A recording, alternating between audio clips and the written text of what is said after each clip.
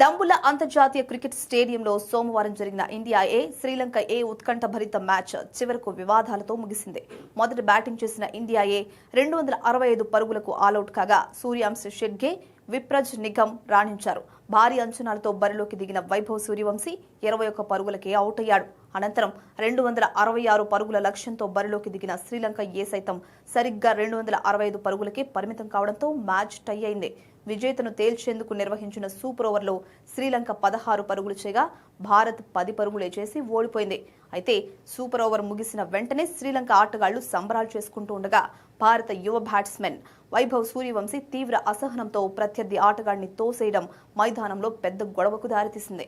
Sri Lanka wicket keeper Niroshan Dickwella మరికొందరు ఆటగాళ్లు జోక్యం చేసుకుని సర్ది చెప్పినప్పటికీ వైభవ్ కోపం తగ్గలేదు.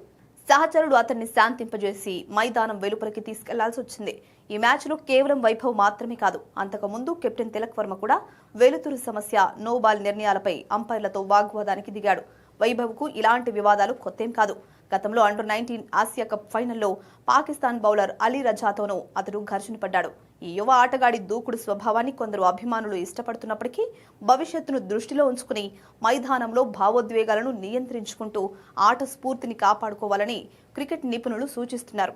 ప్రస్తుతం ఈ ఘర్షణకు సంబంధించిన వీడియో సోషల్ మీడియాలో వైరల్గా మారి మ్యాచ్ ఫలితం కంటే ఎక్కువగా చర్చల్లో నిలిచింది.